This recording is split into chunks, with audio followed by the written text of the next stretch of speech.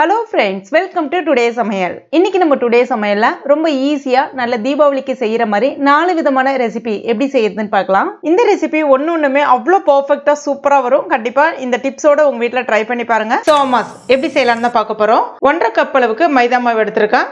இது வந்து சரியா 200 கிராம் அளவுக்கு இருக்கும். கூடவே ரவை வந்து 3 டேபிள் ஸ்பூன், வறுத்த ரவை வறுக்காத ரவை எது வேணாலும் சேர்த்துக்கலாம். 1.5 டேபிள் ஸ்பூன் அளவுக்கு நெய், கொஞ்சமா உப்பு, இது எல்லாத்தையும் சேர்த்துட்டு ஒரு தடவை நல்லா கலந்துக்குங்க. இப்போ இதில் தேவையான அளவுக்கு தண்ணி சேர்த்துட்டு மாவை கொஞ்சம் நல்லா திக்காக பிசைஞ்சு எடுத்துக்கங்க.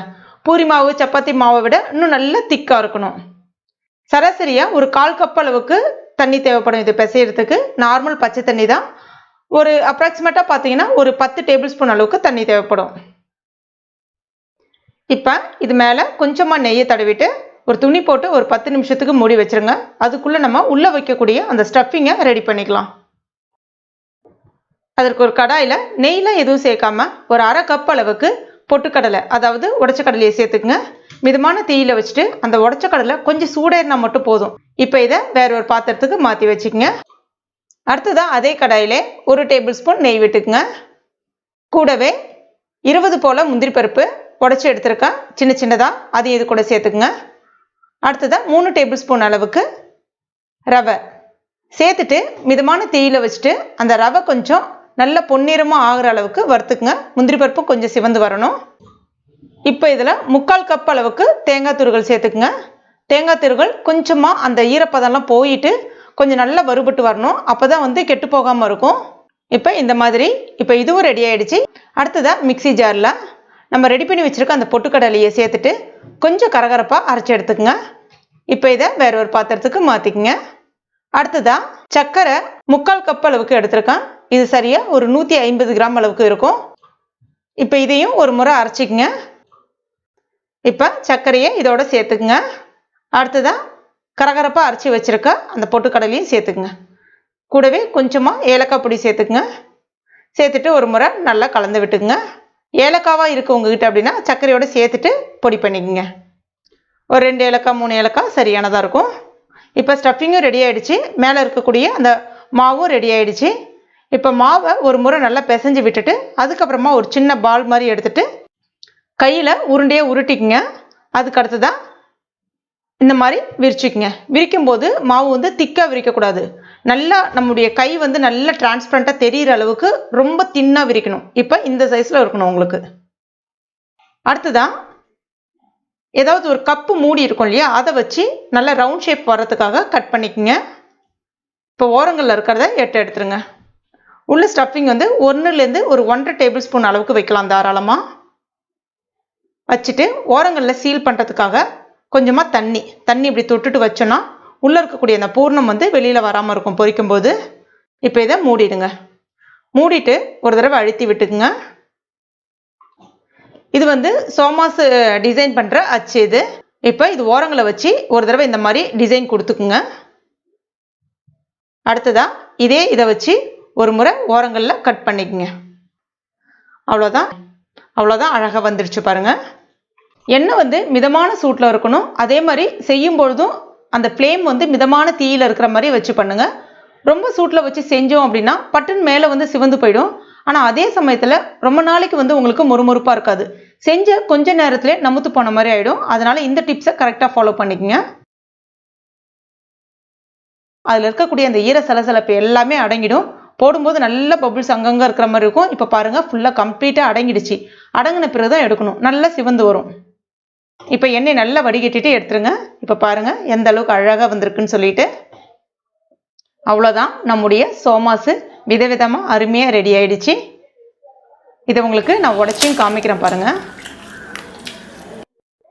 எந்த அளவுக்கு சத்தம் கேட்குது பாருங்கள். நல்ல மொறுமொறுன்னு நல்ல கிறிஸ்பியாக இருக்கும்.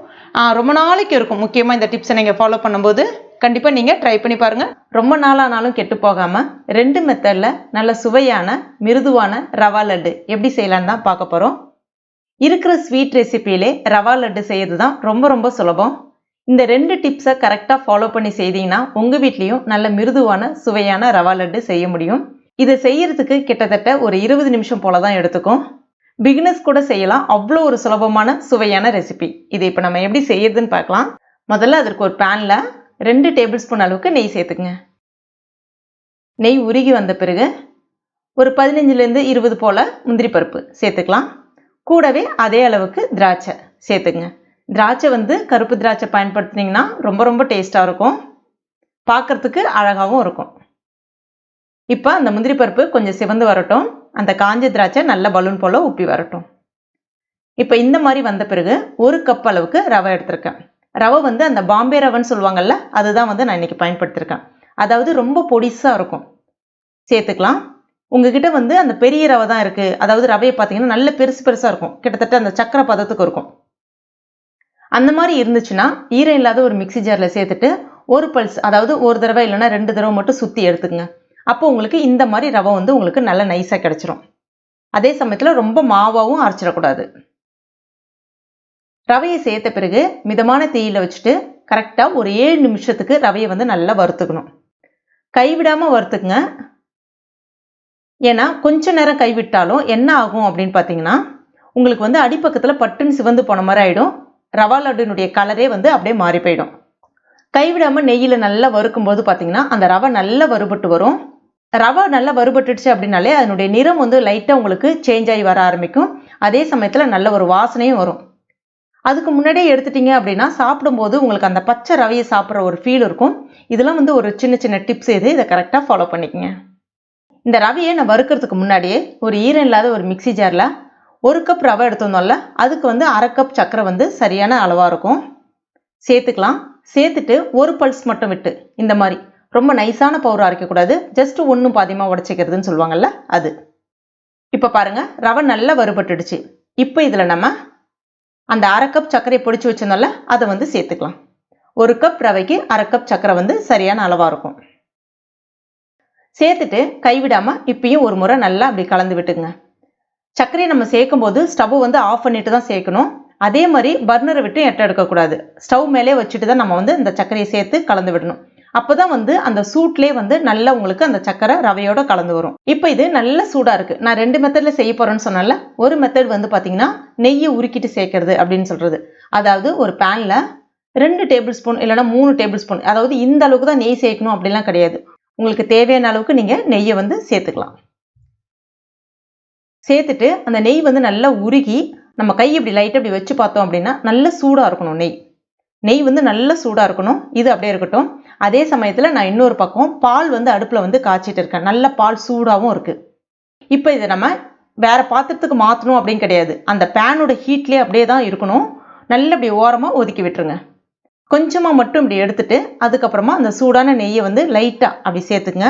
எல்லாத்தையும் எடுத்து ஒன்றோட ஒன்று அப்படியே கலந்துடக்கூடாது. அப்புறம் சட்டுன்னு ஆறி போயிடும். அப்புறம் பிடிக்கிறதுக்கு வராது.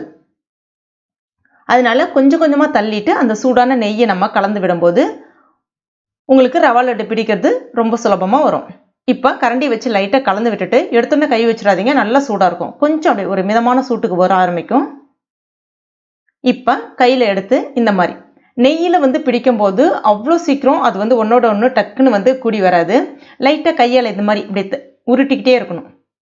நீங்கள் பிடிக்க முடியாது. உருட்ட உருட்ட அது ஒன்றோட ஒன்று ஈஸியாக வந்து அந்த சூட்டில் வந்து சேர ஆரம்பிச்சிடும். கையில் வந்து பின்பக்கம் பார்த்தீங்கன்னா ஃபுல்லாக அப்படி ஒட்டி இருக்கிற மாதிரி இருக்கும். அது ஒன்றும் பிரச்சனை கிடையாது. உங்களுக்கு ஆனால் மேலே வந்து நல்ல மிருதுவாக வர ஆரம்பிச்சிடும். இப்போ பாருங்கள், இந்த மாதிரி பிடிக்கும்போது மேலே வந்து ஒரு முந்திரி பருப்பு திராட்சை அப்படி சேர்ந்த மாதிரி பிடிச்சிங்கன்னா பார்க்கறதுக்கு நல்லா அழகாகவும் இருக்கும். இப்போ இது அப்படியே இருக்கட்டும். அடுத்ததான் நம்ம பாலில் எப்படி செய்யலாம் அப்படின்றத பற்றி பார்க்கலாம். கொஞ்சமாக சூடான பால், நல்ல சூடாக இருக்கக்கூடிய பாலை வந்து மேலே அந்த ஆடெல்லாம் இருக்கும்ல, அதெல்லாமே வடிகட்டிட்டு ஒரு கிளாஸில் எடுத்துருக்கேன். அதையும் சேர்த்துக்கலாம். எடுத்தோன்னே நிறைய சேர்த்துறாதீங்க. கொஞ்சம் குறைவான அளவில் சேர்த்துட்டு நல்லா இந்த மாதிரி கலந்துட்டு அழகாக எடுத்து ஒரு உருண்டை பிடிக்க வேண்டியதான். அதே மாதிரி நம்ம நெய்யில் வந்து உருண்டை பிடிக்கிறத விட பால் சேர்த்து உருண்டை பிடிச்சிங்க அப்படின்னா ரவா லட்டு ஈஸியாக பிடிக்கிறதுக்கு வரும். ரொம்ப சுலபமாக ரொம்ப குயிக்காக பிடிச்சிடலாம். இந்த மாதிரி பிடிக்கும்போது நெய்யில் பிடிக்கிறதுக்கும் பாலில் பிடிக்கிறதுக்கும் என்ன வித்தியாசம் அப்படின்னு பார்த்தீங்கன்னா, நெய்யில் பிடிச்சிங்கன்னா ஒரு 30 நாள் ஆனாலும் உங்களுக்கு ரவா லட்டு கெட்டு போகாமல் நல்லா சூப்பராக இருக்கும். அதுவே பால் சேர்த்து செய்கிறீங்க அப்படின்னா கண்டிப்பாக வந்து 1 வாரம் வரைக்கும் தான் தாங்கும். அதுக்கு மேலே தாங்காது. கிட்டத்தட்ட ஒரு 5 நாள்லேருந்து 7 நாள் வரைக்கும் தான் வச்சிருந்து சாப்பிட்லாம். அதுவே நெய் சேர்த்து பிடிச்சிங்க அப்படின்னா 30 நாள் ஆனாலும் கெட்டு போகாமல் நல்ல டேஸ்ட்டாக அப்படியே இருக்கும். வெளியிலேயே வச்சிருந்து சாப்பிட்லாம். ரொம்ப டேஸ்ட்டாக இருக்கும். அவ்வளோதான், நம்முடைய சுவையான ரவா லட்டு நல்ல மிருதுவாக ரெடி ஆயிடுச்சு. எவ்வளோ சூப்பராக அழகாக உடையுது பாருங்க. எவ்வளோ சாஃப்டாக, எவ்வளோ மிருதுவாக, கொஞ்சம் கூட சிந்தாமல் அழகாக வருது பாருங்க. ரொம்ப ரொம்ப நல்லா இருக்குங்க. நீங்களும் உங்கள் வீட்டில் இந்த மெத்தடில் ரவா லட்டு ட்ரை பண்ணி பாருங்கள். இன்றைக்கி நம்ம டுடே சமையலில் சுழியம் எப்படி செய்யலான்னு தான் பார்க்க போகிறோம். இது வந்து தீபாவளி அன்னைக்கு எல்லார் வீட்லையுமே செய்வோம். அதுக்கு நான் இன்னைக்கு 100 கிராம் அளவுக்கு கடலைப்பருப்பு, சரியாக 1 கப் அளவுக்கு இருக்கும். இதை 2 முறை தண்ணியில் அலசிட்டு 1 மணி நேரத்துக்கு தண்ணியில் நல்லா ஊற வச்சு தண்ணியை வடிகட்டிட்டு எடுத்திருக்கேன். உங்கள் வீட்டில் எந்த கப்பு இருக்கோ அந்த கப்பை பயன்படுத்தி அடுத்தடுத்த அளவுகள் அளந்துக்குங்க, சரியாக இருக்கும். இப்போ இதை தண்ணி நல்லா வடிகட்டிட்டு குக்கரில் சேர்த்துக்குங்க. இந்த கடலைப்பருப்பு முழுகிற அளவுக்கு 1.5 கப் அளவுக்கு தண்ணி சேர்க்குறேன். இதை இப்போ மூடிடுங்க. 3 விசில் வந்தால் போதும். இப்போ பாருங்கள், கடலைப்பருப்பு நல்லா வெந்துடுச்சு. அதாவது பூக்க வெந்தால் போதும், ரொம்ப குழைய வேகணும் அப்படிலாம் கிடையாது.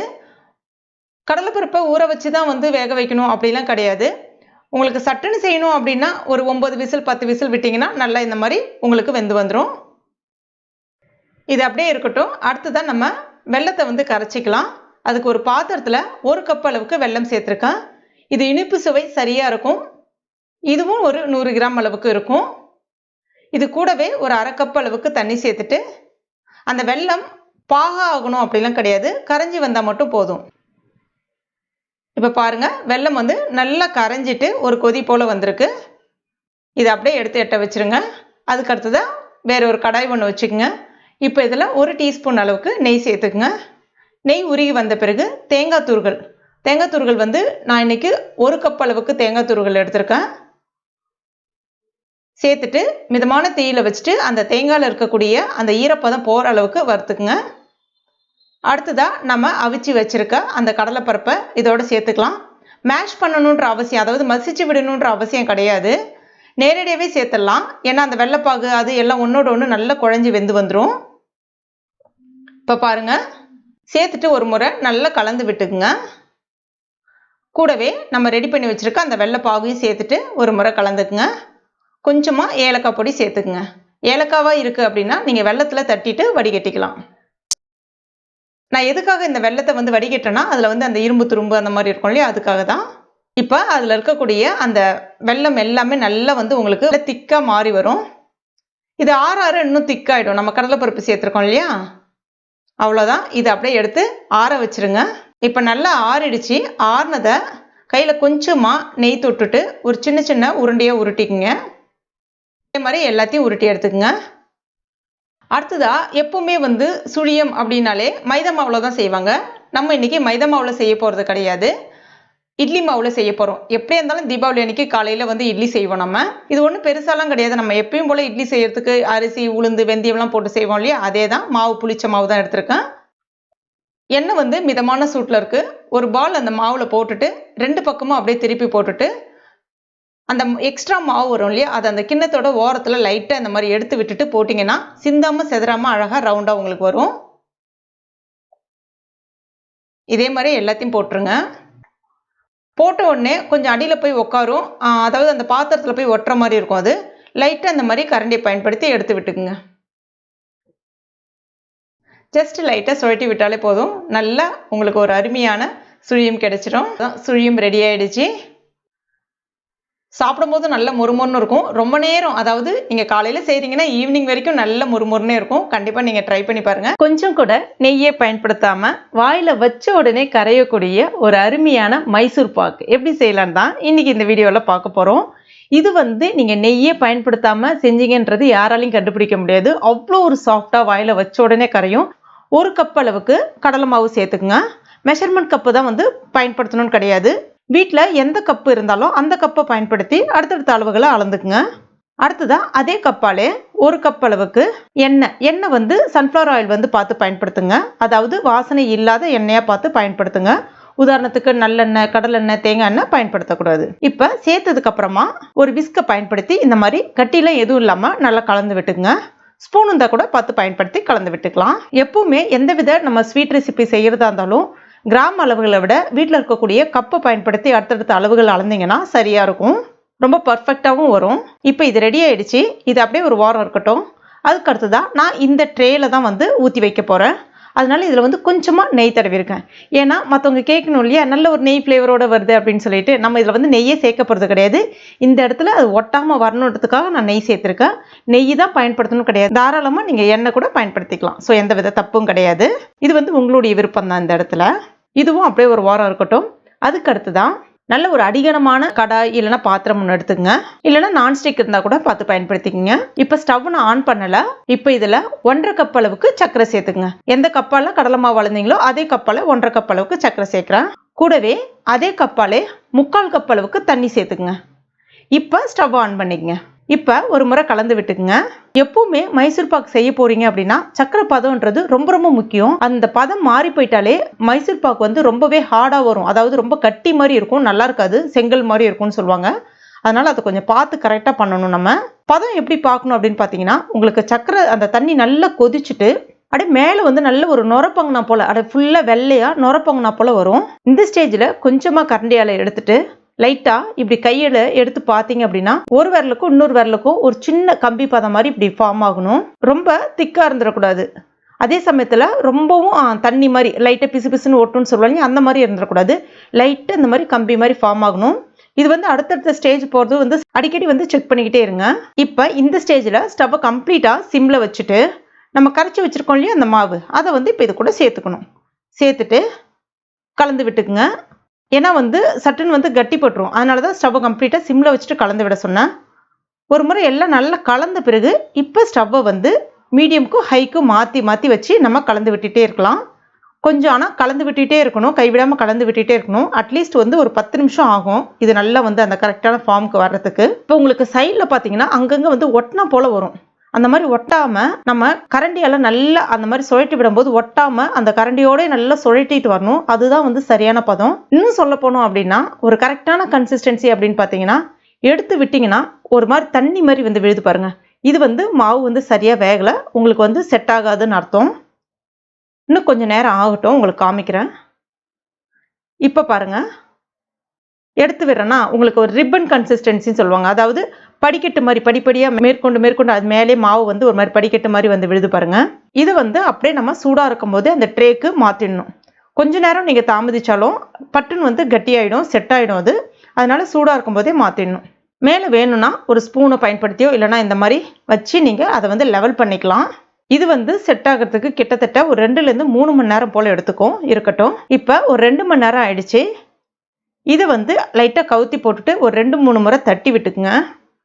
அதுக்கப்புறமா கப்பை எடுத்தீங்கன்னா உங்களுக்கு அழகாக ஷேப்பாக வந்து கிடைச்சிரும். அதுக்கப்புறமா கத்தியை பயன்படுத்தி உங்களுக்கு விருப்பப்பட்ட ஷேப்பில் நீங்கள் வந்து கட் பண்ணிக்கலாம். கத்தி வந்து ரொம்ப சாஃப்டாகவே இறங்கும். அவ்வளோதான். இப்போ பாருங்கள், சூப்பரான மைசூர் பாக் ரெடி ஆகிடுச்சு.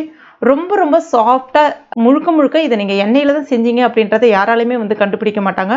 அவ்வளோ ஒரு சாஃப்டாக அவ்வளோ ஒரு டேஸ்ட்டாகவும் இருக்கும், செலவும் மிச்சமாகும். கண்டிப்பாக ட்ரை பண்ணி பாருங்கள், ரொம்ப ரொம்ப டேஸ்டியாக இருக்கும். இப்போ பாருங்கள், உங்களுக்கு நான் உடைச்சும் காமிக்கிறேன். எந்த அளவுக்கு நல்லா சாஃப்டாக உடையுது பாருங்கள், ரொம்ப டேஸ்டியாக இருக்கும். கண்டிப்பாக ட்ரை பண்ணிவிட்டு மறக்காமல் எனக்கு கமெண்ட் பண்ணுங்கள். இந்த வீடியோ பிடிச்சிருந்தா லைக் பண்ணுங்கள், உங்கள் நண்பர்கள் மற்றும் ஃபேமிலி மெம்பர்ஸ் கூட மறக்காமல் ஷேர் பண்ணுங்க. மேலும் இது போன்ற டேஸ்டி ரெசிபிகளுக்கு நம்ம டுடே சமையலை இது வரைக்கும் நீங்கள் சப்ஸ்கிரைப் பண்ணாத நண்பர்களாக இருந்தீங்கன்னா உடனே சப்ஸ்கிரைப் பண்ணிங்க. கூடவே மறக்காமல் அந்த பெல் நோட்டிஃபிகேஷன் சிம்லையும் ப்ரெஸ் பண்ணிங்க. தேங்க்யூ.